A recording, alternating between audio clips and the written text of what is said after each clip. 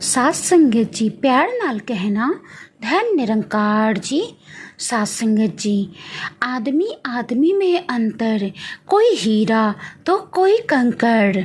आज की साखी बहुत ही प्यारी और दिल छू लेने वाली है।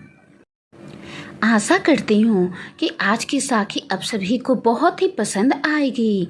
तो आइए समय न गवाते हुए आज की साखी सुनते हैं। सात संगत जी, एक गांव में एक चोर रहता था। चोर को कई दिनों तक चोरी करने का अवसर ही नहीं मिला। उसके खाने के लाले पड़ गए। मरता क्या ना करता। आधी रात गांव के बाहर बनी एक साधु की कुटिया में वो घुस गया। चोर जानता था कि साधु बड़े त्यागी हैं, अपने पास वो कुछ नहीं रखते, फिर भी खाने पीने को तो कुछ मिल ही जाएगा। आज का गुजारा हो जाएगा, फिर आगे की सोची जाएगी। सात संगत जी, चोर कुटिया में घुसा ही था कि संयोगवश साधु बाबा बाहर निकले तो चोर से उनका सामना हो गया। साधु उसे देखकर पहचान गए, क्योंकि पहले कई बार देखा था, पर उन्हें ये नहीं पता था कि वो चोर है। उन्हें आश्चर्य हुआ कि आधी रात को यहाँ क्यों ये आया है। सात संगत जी, साधु ने बड़े प्रेम से पूछा, कहो बालक, आधी रात को कैसे कष्ट किया, कुछ काम है क्या? तब चोर बोला, महाराज मैं दिन भर का भूखा हूँ। साधु बोले, ठीक है, आओ बैठो। मैंने शाम को धूनी में कुछ शकरकंद डाले थे, वो भून गए होंगे, निकाल देता हूँ, तुम्हारा पेट भर जाएगा।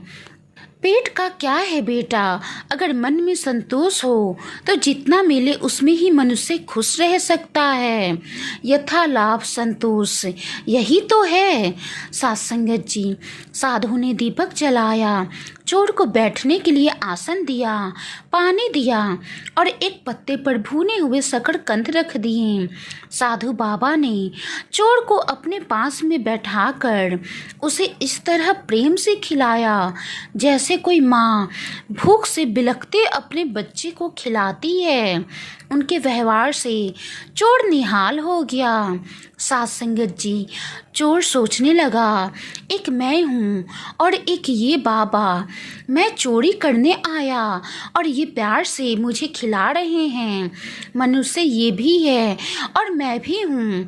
मनुष्य में बुरी के साथ भली वृत्तियाँ भी रहती हैं, जो समय पाकर जाग उठती हैं।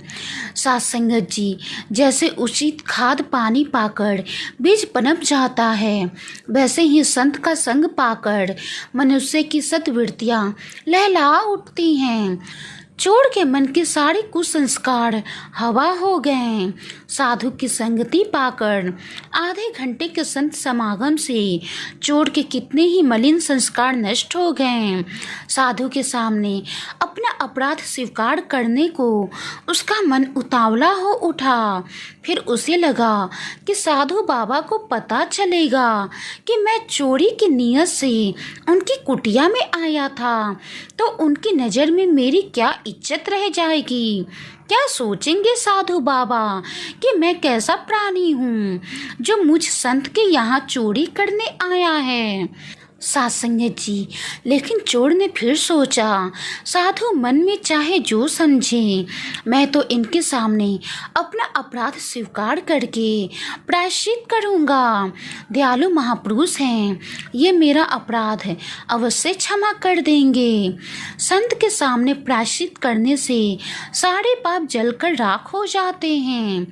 सात संगत जी, भोजन पूरा होने के बाद साधु बाबा ने कहा, बेटा अब इतनी रात में तुम कहाँ जाओगे? मेरे पास एक चटाई है, इसे ले लो और आराम से यहीं कहीं डालकर सो जाओ, सुबह चले जाना। नेकी की मार से चोर दबा जा रहा था। वो साधु के पैरों पर गिर पड़ा और फुट फुट कर रोने लगा। सात संगत जी, साधु समझ ना सके कि ये क्या हुआ, ये क्यों रो रहा है। साधु ने चोर को प्रेम पूर्वक उठाया, प्रेम से सिर पर हाथ फेरते हुए पूछा, बेटा क्या हुआ? साथ संगत जी, तब चोर का रोते रोते गला रूंध गया।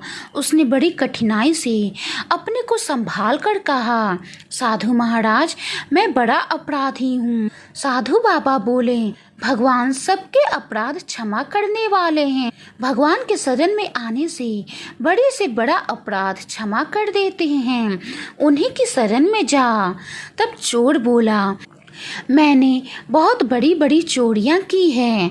आज भी मैं भूख से व्याकुल आपके यहाँ चोरी करने आया था, पर आपके प्रेम ने मेरा जीवन ही पलट दिया। आज मैं कसम खाता हूँ कि आगे कभी चोरी नहीं करूँगा। मुझे अपना शिष्य बना लीजिए। साथ संगत जी, साधु के प्रेम के जादू ने चोर को साधु बना दिया।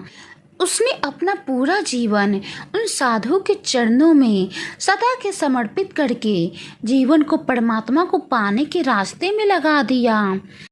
सत्संगत जी, सबसे आत्मवत व्यवहार करें, क्योंकि सुखी जीवन के लिए निस्वार्थ प्रेम ही असली खुराक है। संसार इसी की भूख से मर रहा है। अपने हृदय के आत्मिक प्रेम को हृदय में ही मत छिपा रखें। प्रेम और स्नेह को उदारता से खर्च करें। जगत का बहुत सा दुख दूर हो जाएगा। भटके हुए व्यक्ति को अपना कर ही मार्ग पर लाया जा सकता है, दुत्कार कर नहीं।